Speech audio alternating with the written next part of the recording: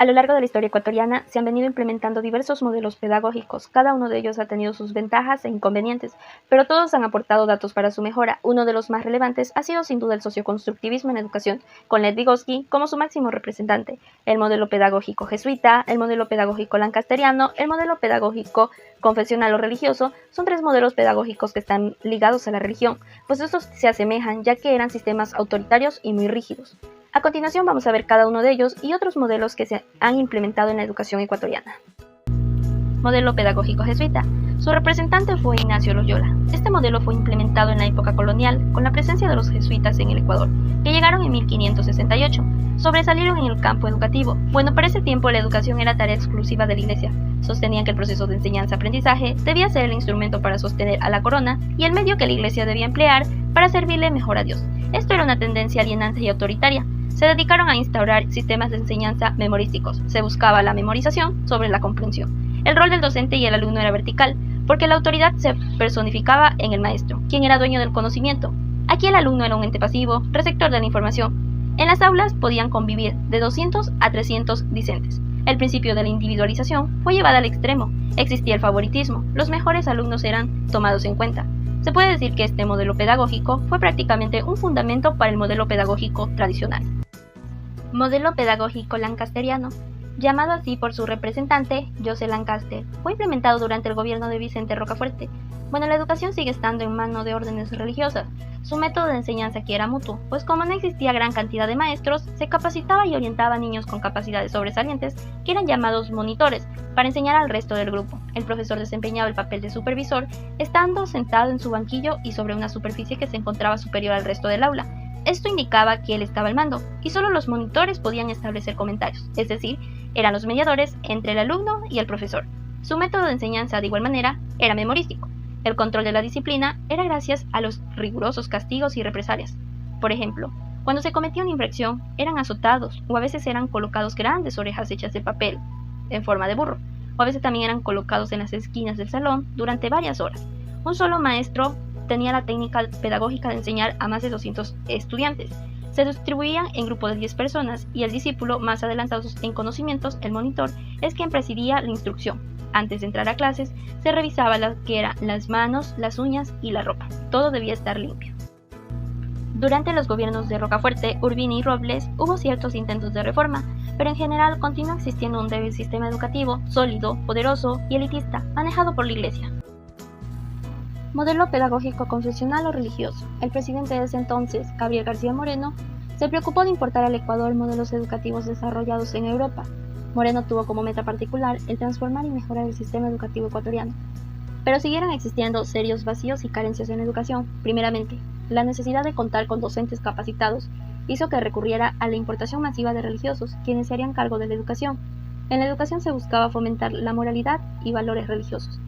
Tenían horas de estudio demasiadas extensas, el rol del docente igualmente autoritario, y el alumno un ente pasivo, receptor de la información. Aquí también se implementó ciertos castigos. Si cometían alguna falta grave, los llevaban al cuarto oscuro, que era un pequeño espacio con 4 paredes, ni una sola ventana, una pequeña puerta solo para el acceso. Asimismo, los alumnos que faltaban tenían sus castigos.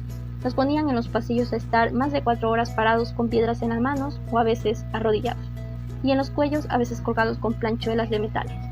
Además de ellos, en las paredes no había ningún recurso didáctico, porque decían que los estudiantes se distraían y solo estaban cruces o retratos de personajes religiosos.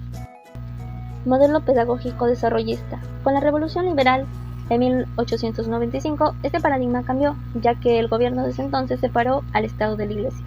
La misión de la educación era desatar un proceso civilizatorio para la formación de ecuatorianos al servicio de la patria.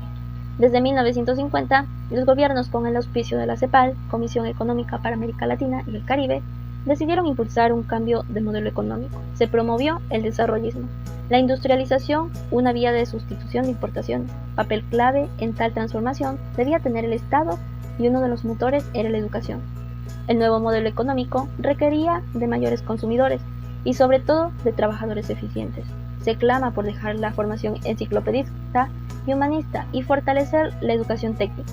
Surgió un nuevo paradigma ligado a la educación y a la economía, como lo manifiesta Ojeda. El modelo desarrollista se propone entonces para una sociedad industrial, técnica, científica, localizada en un régimen abierto, donde el medio fundamental es la comunicación y el conocimiento. Dewey y Piaget son los representantes del modelo pedagógico desarrollista. En este modelo, el alumno aprende haciendo y es constructor de su propio conocimiento, es decir, es un sujeto activo, por lo tanto se da un aprendizaje significativo. El maestro es un guía, facilitador y motivador del aprendizaje, toma en cuenta los diferentes ritmos de aprendizaje y se adapta a ellos para facilitar su proceso cognitivo, partiendo de las experiencias previas de cada uno.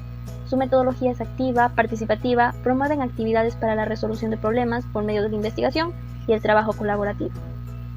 La educación escolar en Ecuador experimentó una expansión notable a partir de esa fecha, de 1950 a 1980, con logros importantes como la reducción del analfabetismo adulto, la incorporación creciente de niños y jóvenes al sistema escolar, particularmente de los sectores pobres de la sociedad, matrículas de educación inicial y superior y una mayor equidad en el acceso a grupos tradicionalmente marginados de la educación.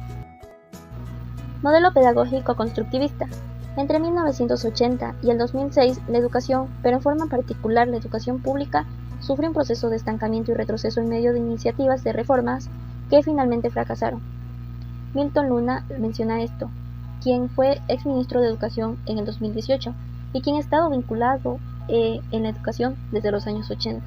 Bueno, en los años 80 se pasaba por una crisis económica en América Latina y en el caso ecuatoriano, la entrega del sistema educativo a manos privadas y la ausencia de un ente regulador degradaron esencialmente las instituciones de educación pública, incluso bajo modalidades de negocio familiar, y en la educación superior se ofrecían títulos de escaso valor académico. Las políticas neoliberales generaron reformas educativas que no estaban acorde a las necesidades de la sociedad. Mientras que en la reforma curricular de 1996 se sugería un modelo pedagógico adaptarse a la educación ecuatoriana, y este es el constructivismo. Pero nunca fue puesto en práctica este modelo, puesto que las instituciones educativas presentaban problemáticas en el proceso de enseñanza-aprendizaje. En ciertos casos no habían cambiado y continuaban estancados en el tiempo, lo mismo que afectaba el desarrollo del país. Y es porque en las universidades aún seguían aplicando modelos pedagógicos tradicionalistas, por lo que cuando estos se gradúan y empiezan a ejercer su labor, reproducen lo aprendido, y no están acorde a las necesidades y potencialidades que requiere este siglo. Debido a estos cambios y con procesos que ocurrieron posteriormente, esta reforma no alcanzó con los propósitos establecidos, ni generó los cambios esperados que en el año 2006, según los resultados del tercer estudio regional comparativo y explicativo, TERCE, y el segundo estudio explicativo y comparativo, CERCE, Ecuador se situó entre los países de la región con peor desempeño educativo. Pero, con el inicio de una propuesta política, autodenominada socialismo del siglo XXI, se establecieron planteamientos que promovieron un verdadero desarrollo significativo en el plano de la educación, con el expresidente Rafael Correa, quien tomó posesión desde enero del 2007. La educación dejó de ser un espacio desatendido para ser uno de los ejes de inversión más significativos. Junto a los ministerios de educación se trabajó para mejorar la educación básica. En el año 2010 fue el estudio y posterior actualización y fortalecimiento del currículo nacional que estaba vigente desde el año 1996, pues en ese documento se asume el constructivismo y la pedagogía crítica como fundamentos pedagógicos para la educación básica ecuatoriana, considerándose que el alumno debía convertirse en el principal protagonista de los procesos de enseñanza-aprendizaje.